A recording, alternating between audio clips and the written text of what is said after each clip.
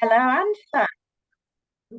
Hello, Uh, Angela. Hi, Vicky. It's really good to be here. Yeah, it's great to see you. Thank you so much for giving me some of your time today for today's podcast. I'm really For those excited. people who are watching it who don't know who I am, my name's Vicky Docker and I work for Empowered Change. Today is a podcast to find out about Angela and some of the fantastic experiences that she's had and the business that she runs, and to showcase that and to get some tips as well along the way that will be really helpful. But I'm not going to steal any of her thunder. So I am going to ask you, Angela, just to start off by just introducing yourself. Tell us a bit about who you are. So, I'm Angela Durrant, and I've been in business since 2008. I ran a voice coaching studio for 10 years and then transitioned into corporate training around effective communication, speaking with impact. And in the pandemic, I also opened a membership and online business called the Visible Club, really to support my passion of helping entrepreneurs create sustainable businesses and to get more visible and get their voice heard and out into the world. That's a Thank little you. bit about me. Thank you, Angela. So, what problems do you solve for your clients? Oh, that's a really interesting one because I think people often come to us for one thing, but they need something else. And there's a quote in marketing that often says, sell them what they want, but give them what they need. And this is a great confusion to people most of the time. So the problem that I actually solve for people on the front end is generally that their message is not landing well. They're not feeling very visible. They don't feel very heard. They may be very reticent about how to present themselves via on social media, maybe in corporate situations, maybe they're new to management, etc. So there's always an up level, if that makes sense, on the front end. And people generally find me either particularly for voice work or for speaking work, or because somehow they feel invisible and something isn't working for them in the message.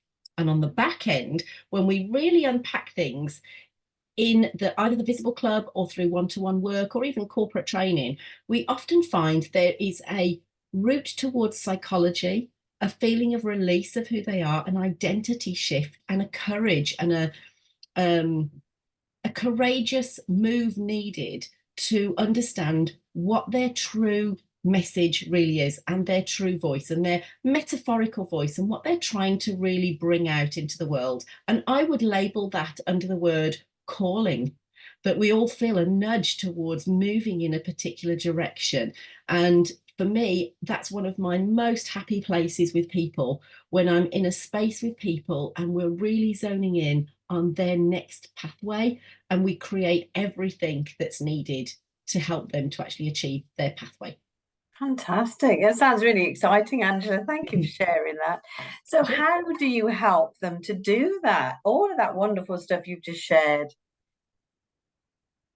Well, in terms of initial work with people, there's always an unpacking. They often come with a lot of thought, a lot of baggage, and a lot of ideas. And they're often coming from a place of pivot.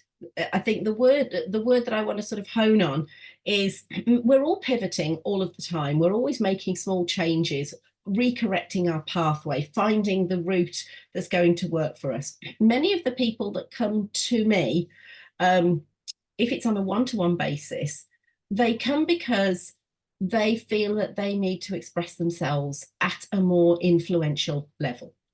So we unpack physical voice work with people around speaking and around their true voice so that they can speak with impact.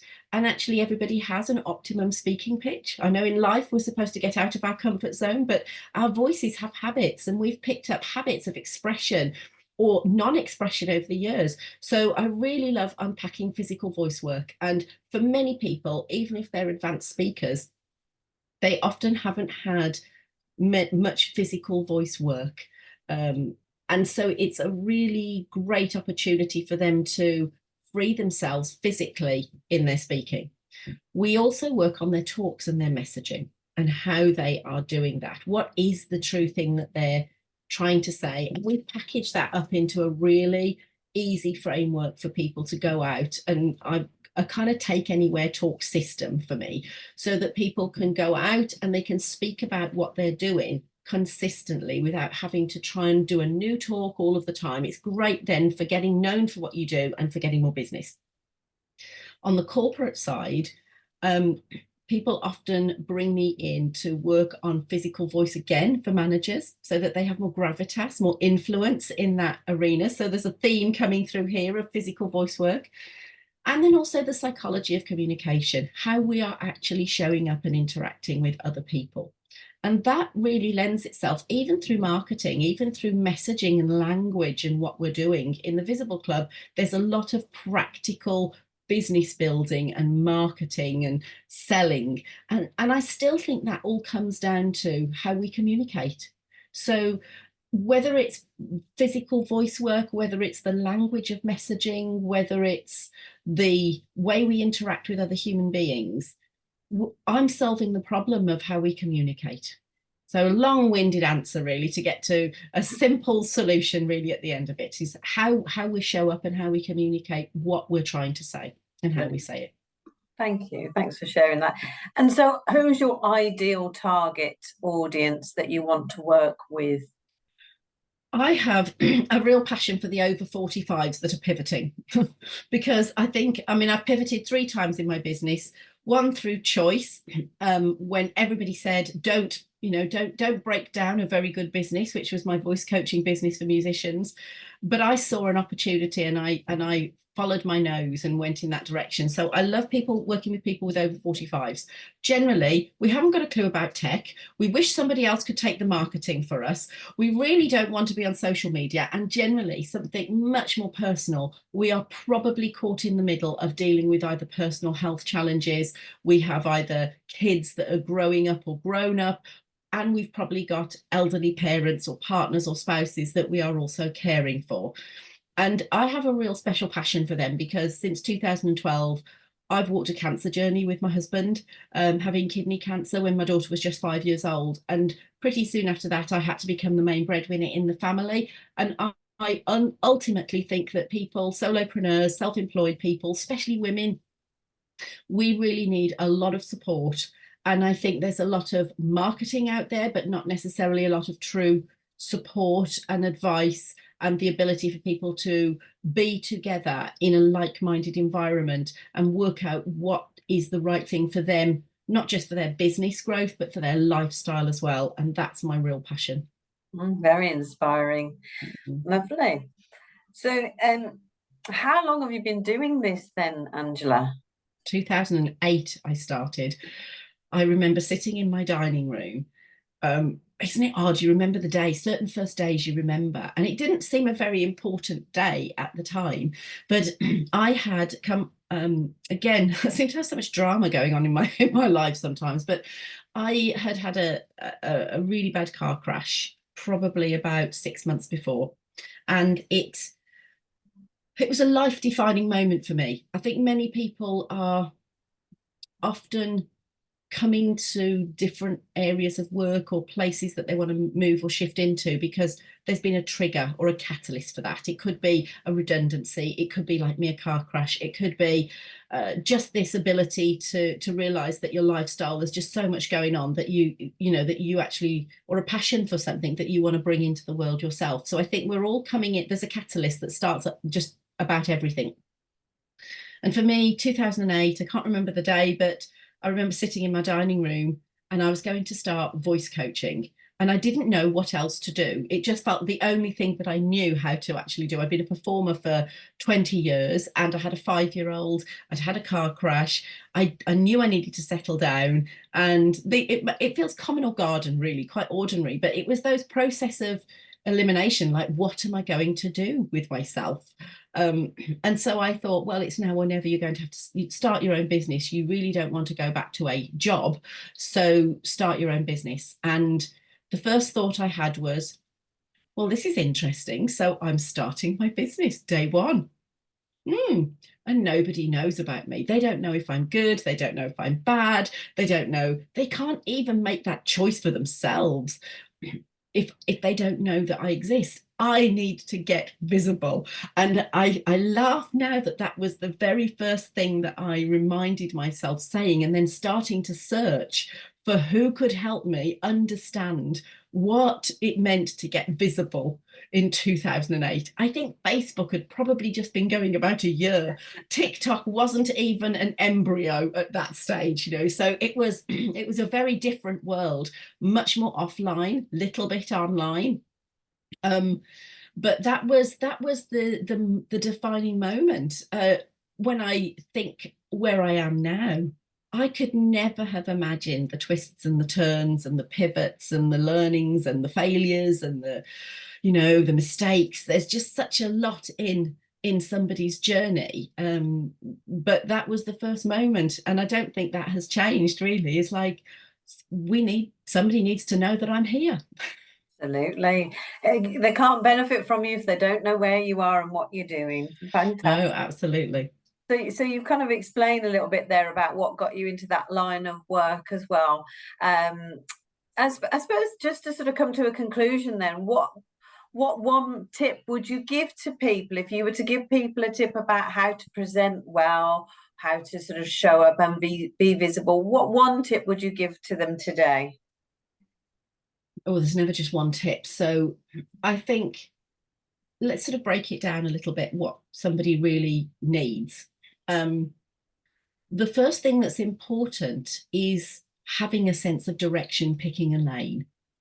When I first went networking, the I was expecting everybody to know how to do business, and I felt the newbie because I'd come from a performing background, so I was expecting probably a lot more ability.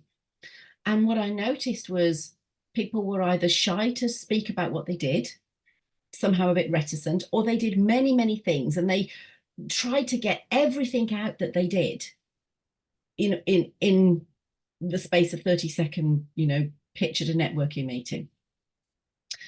And I could look and I thought, that's not paying attention to the audience.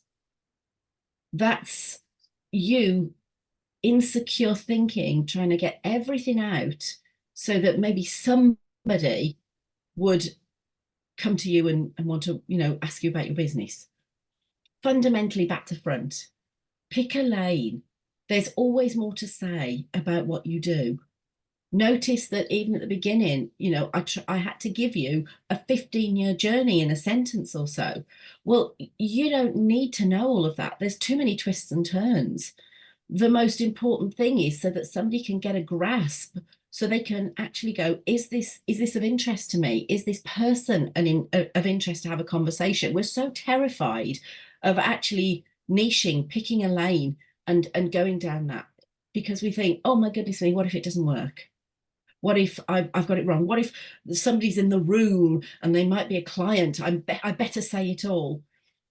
Quite the opposite. First of all, pick a lane. And make sure that you pick a passionate lane, something that you can keep talking about that is inspiring to you, and a real why. It's like Simon Sinek says, start with why. Because when you do have a little bit of time to speak about what you do, if you say why you want to help people, that is more important than what you do. So there's lots of things that I could say about presenting, etc., through breathing, through voice work, through confidence, but I think nothing trumps, at the very start of a journey, picking a lane that you are passionate about and then starting to talk about it so that you can find your angle on what it is you want to say. You have a unique opinion. You've got to find your unique opinion. Spend a lot of my time doing that with people, finding a unique opinion and giving them the courage to start talking about that in the marketplace. Once you've got that competence going and a little bit of confidence, then you can start a pathway towards mastery if you choose to go there. Now, that would require you to think about your offers, a deeper understanding of marketing, how to use speaking to grow your business or other aspects of it. But the biggest tip I can say is don't try and go there first. Get confident and competent in your lane and your why and your ability to explain to people, as you asked me, who do you want to help and why are they so important to you?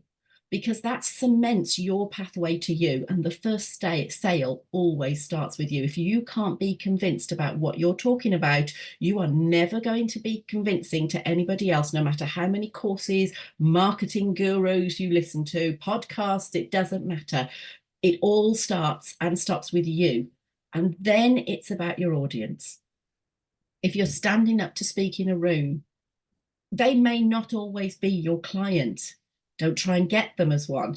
They may know your client. Stay in your lane, speak about what's important to you, speak about why it's important to you, and make an, and find out who you can talk to. Listen into who else is speaking, because they may be an influential ear towards somebody that you want to work with. People pay far too little attention to making sure that the way that their message lands is easy and clear for somebody else to actually grab hold of. And that's the most important part of this journey. Everything else is nuance or mastery. Wow, thank you so much, Angela. You've shared some great tips in there as well. Let me give you the opportunity that anybody who's watching this podcast who wants to reach out to you, how do they find you? Well, you can find me on LinkedIn under Angela Durrant, Durrant. You can find me at The Visible Club, which is www.thevisibleclub.com. And you can also find me on email, angela@thevisibleclub.com. And we've got a podcast as well, which is thevisiblecoachespodcast.com. And do come and have a listen to that. There are plenty of tips about coaches, consultant, service-based businesses to help you grow and market yourself. So thank you for that, Vicky. Thank you, Angela. Really appreciate your time today. Take care.